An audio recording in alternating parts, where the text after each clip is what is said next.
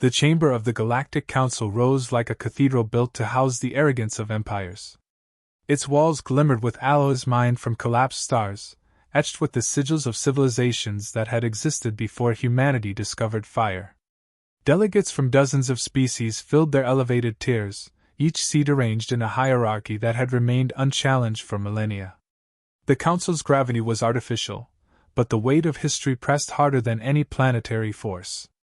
Every representative gathered believed they were the center of galactic order, guardians of law, arbiters of civilization.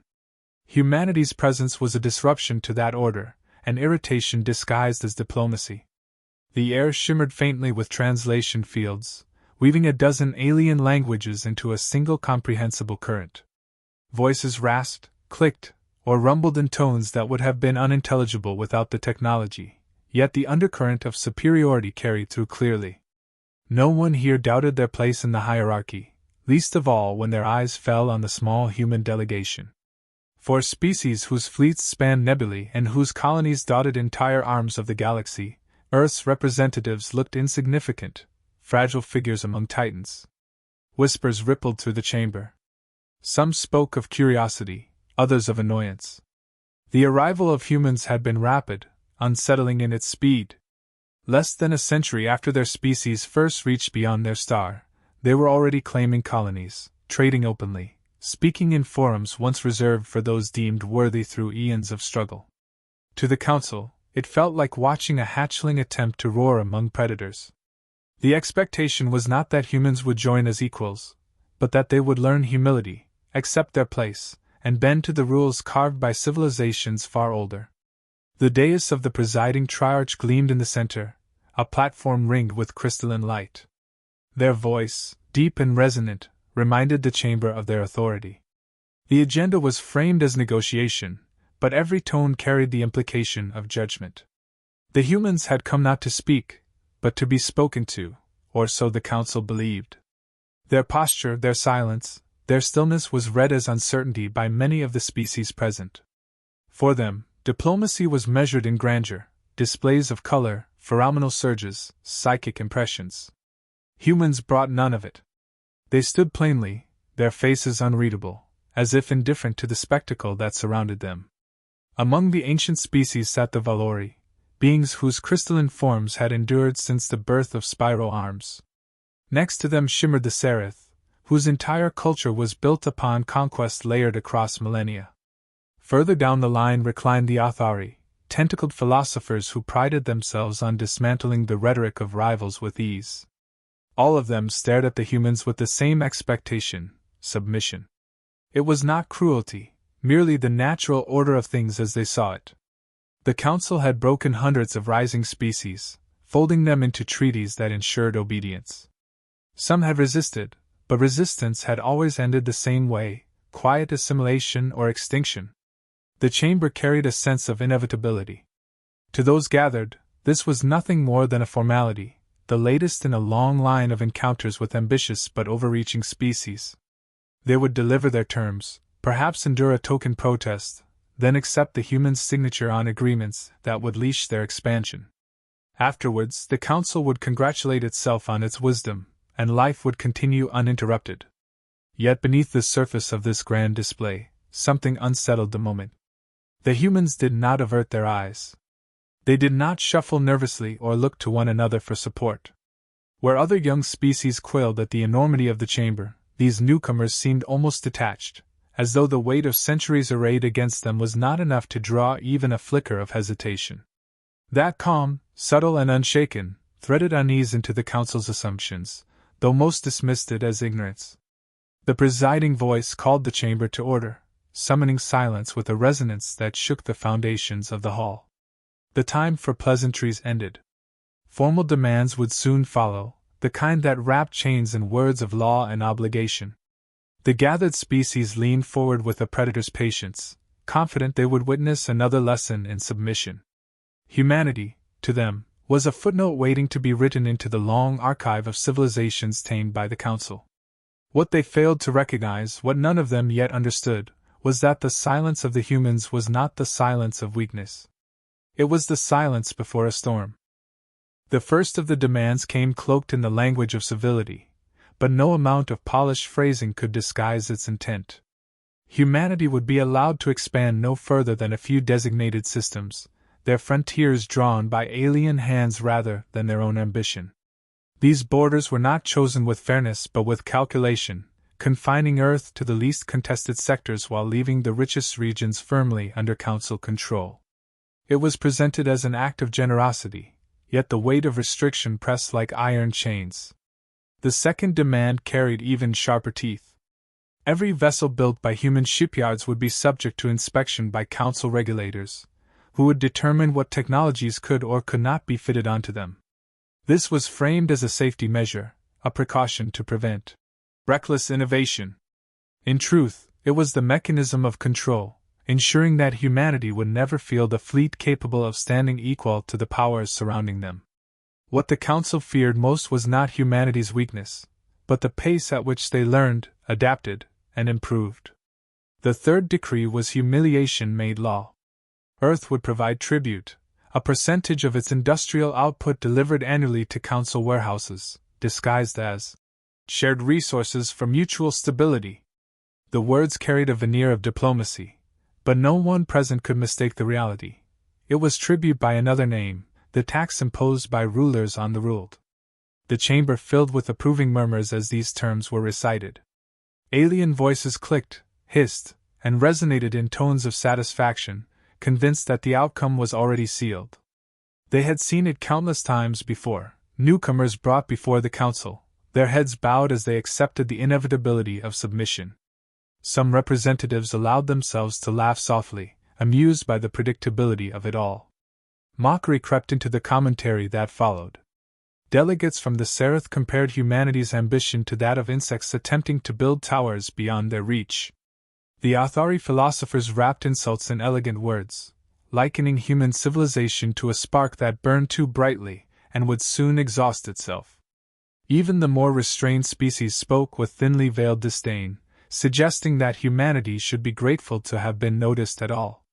For them, recognition by the Council was not an honor granted lightly. To them, it was a gift that should be accepted with bowed heads and silence. Laughter echoed in strange timbres from throats and organs not human, but the meaning was unmistakable. They laughed at humanity's bodies, short-lived and fragile compared to species who measured life in centuries or even millennia.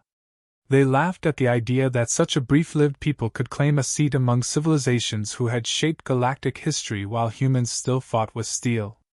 They laughed because they were certain that humans, like so many before them, would break under the weight of inevitability. Through it all, the human diplomat listened. No movement betrayed irritation, no expression revealed offense. The stillness became more conspicuous with every passing moment. Other species might have met such scorn with trembling, desperate rebuttals, or emotional outbursts that confirmed the Council's sense of superiority. Instead, the humans gave them nothing, no weakness to dissect, no fear to exploit. The diplomat's silence was not submissive, though the Council misread it as such. The presiding triarch eventually drew the murmurs back into order.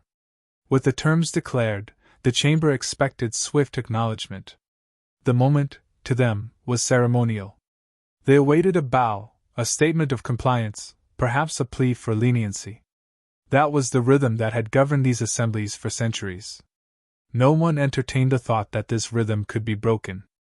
Yet unease stirred faintly among a few of the more perceptive delegates. There was something in the human's composure that did not fit the script. Where mockery was met with stoicism, where threats were met with calm, where disdain was met with silence, the pattern shifted. To those few, the silence carried the suggestion not of surrender, but of calculation. The vast majority dismissed the notion, confident in precedent. No young species had ever defied the Council and survived. History had burned the lesson into the records. Resistance meant destruction, and destruction always followed defiance.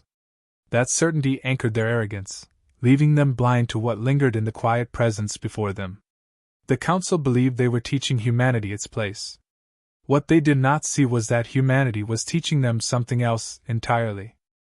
When the chamber finally fell silent, all attention turned toward the solitary figure who had yet to speak.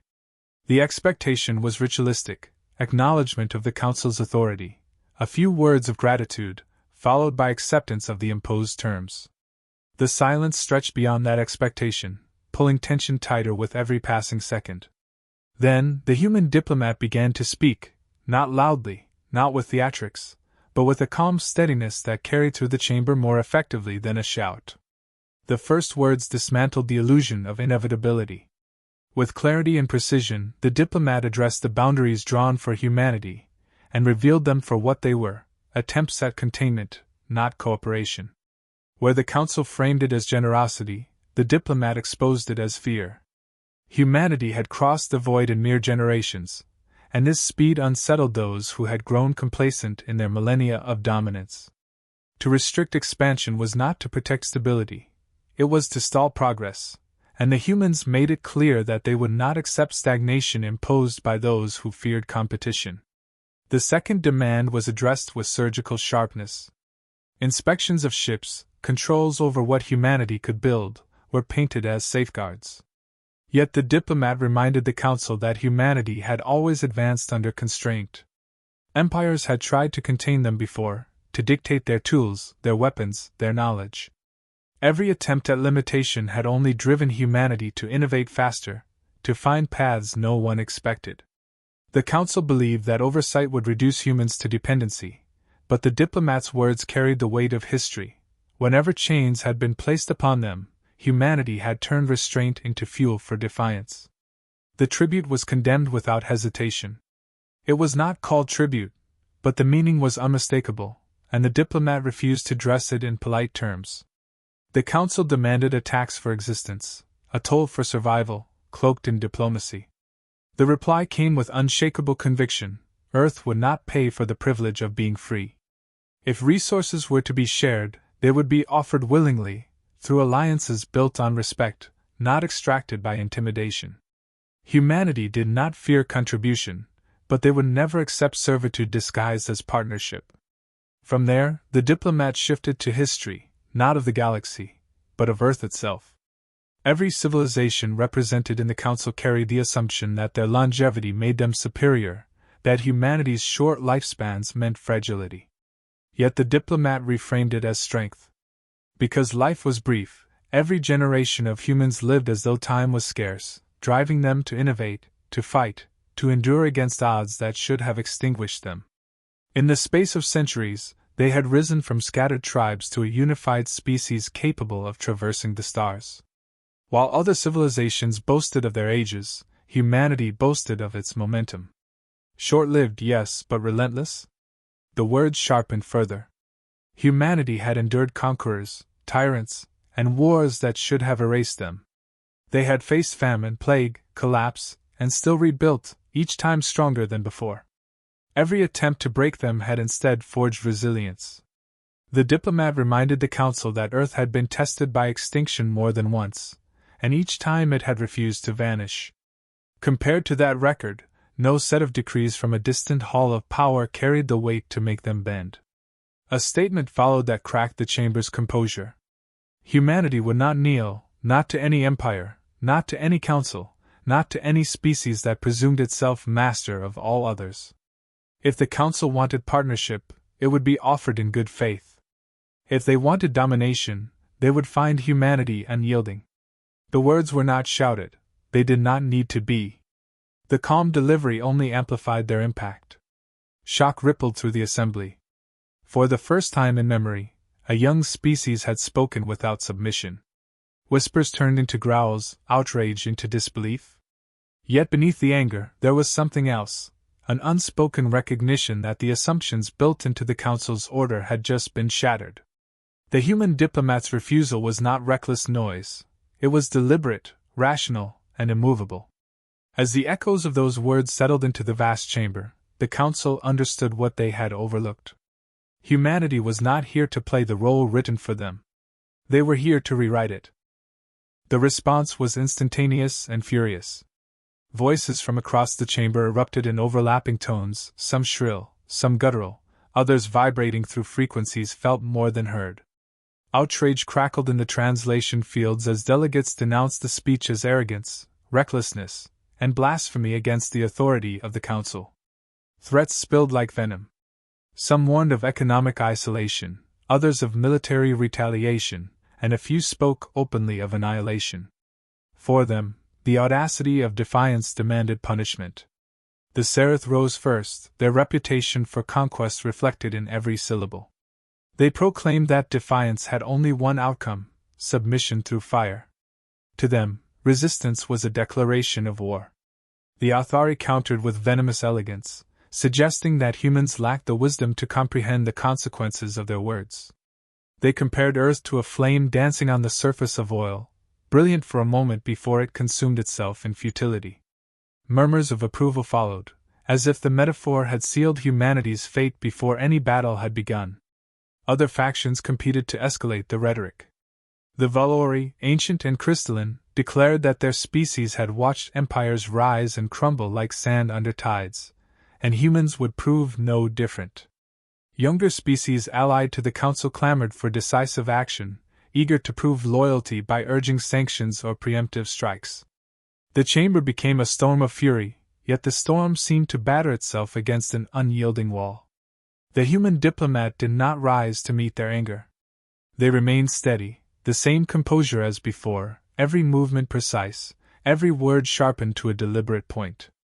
Where threats mounted, the reply was measured. Where intimidation swelled, the answer cut through with disarming calm. To the Seraph, the diplomat reminded them that humanity had faced conquerors before and buried them in history. To the Athari, they explained that wisdom was not defined by age but by choices made under pressure, and humanity's survival spoke for itself. Each response stripped power from the council's fury. Shouts and growls lost some of their force when they were not met with fear. The spectacle, meant to cow, instead revealed the imbalance between thunderous threats and unwavering resolve. For every attempt to dismiss humans as fragile, the diplomat presented the record of survival etched into Earth's history. For every declaration of superiority, the reply revealed the weakness hidden behind centuries of complacency. The chamber had never seen such a reversal. Intimidation faltered not because it was answered in kind, but because it failed to provoke. Tension thickened as factions split. Some continued their outrage, insisting that defiance could not go unpunished lest the council lose credibility. Others grew silent, calculating what humanity's refusal revealed about their potential. Those few recognized that a species capable of standing firm before the assembled weight of galactic authority would not easily be crushed. To challenge such will might cost more than it was worth. The presiding triarch attempted to restore order, but even their commanding resonance could not erase the unease that spread like cracks through stone. For the first time, the council was no longer a singular voice of dominance. It had been forced into reaction, divided in how to proceed. The human diplomat had achieved this without threats, without force, without fleets. Words alone had disrupted the balance of power. As anger boiled, the diplomat delivered a final reminder. Humanity had endured extinction more times than it could count. Meteor strikes, ice ages, plagues, wars, again and again they had been pressed to the brink, yet never erased. If the galaxy thought it could succeed where the universe itself had failed, then let it try. The words were not boastful. They were fact, spoken with the weight of a species that had lived its history under constant trial. The silence that followed was heavier than the uproar had been. Every delegate felt the implication. What the council had dismissed as a fragile newcomer was something else entirely. A species forged in struggle, unwilling to yield, impossible to intimidate. Some saw danger, others saw promise, but all recognized the same truth. Humanity would not be bound. When the chamber finally stilled, the silence carried more force than the storm that had preceded it. Delegates sat rigid, their voices choked by the realization that the human envoy had not wavered. The demands had been rejected, the threats endured, and the council's authority challenged without hesitation. No compromise had been offered, no plea made. Humanity had walked into the most powerful assembly in the galaxy and spoken as if it were equal, perhaps even superior, and in that moment the illusion of inevitability was broken. The humans withdrew without flourish, their departure marked by the same composure they had displayed throughout. No one stopped them. No one dared. For all the fury hurled moments earlier, not a single species moved to enforce its words. The Council, accustomed to obedience, found itself suspended between outrage and uncertainty. The idea of immediate retaliation lingered, but hesitation spread quickly. Every civilization present had calculated power in terms of fleets and weapons.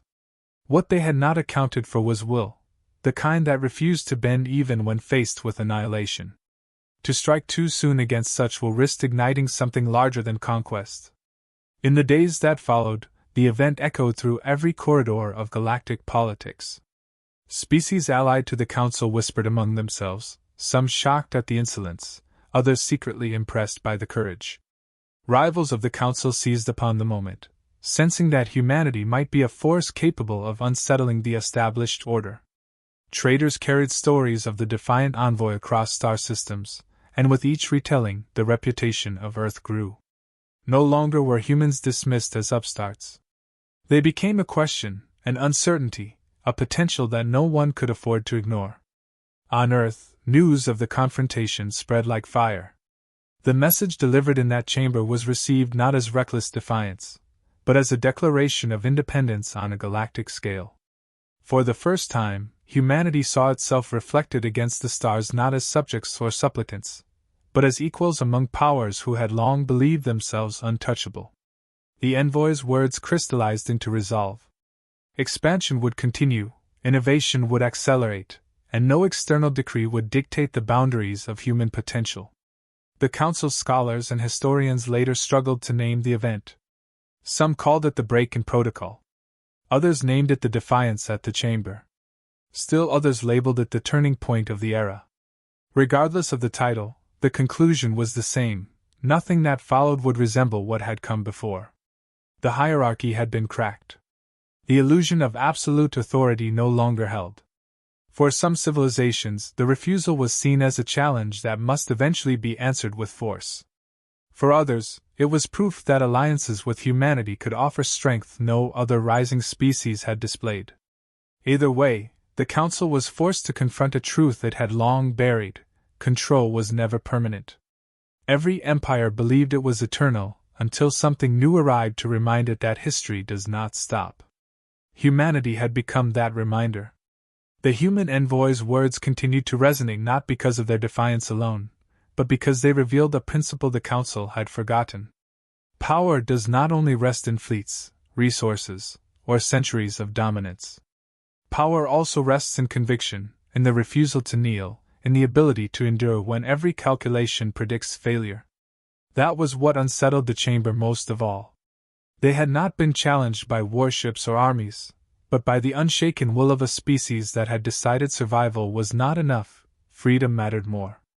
In the years that followed, the Council adjusted its tone when addressing Earth. Restrictions once considered inevitable became subjects of negotiation rather than decrees. The threat of retaliation remained, but the certainty of dominance was gone. Humanity had claimed its seat at the table not by permission, but by presence, and from that day forward, no decision could be made without considering how the humans would respond. The legacy of that moment endured. It became a story repeated not only among humans but among countless other species. To some, it was a warning never to underestimate the fragile-looking beings from a small blue world. To others, it was an inspiration that defiance was possible, that the Council's authority was not as unshakable as it claimed. And to humanity it was a promise kept: they would never kneel, not before tyrants, not before empires, not before a galaxy that believed itself their master.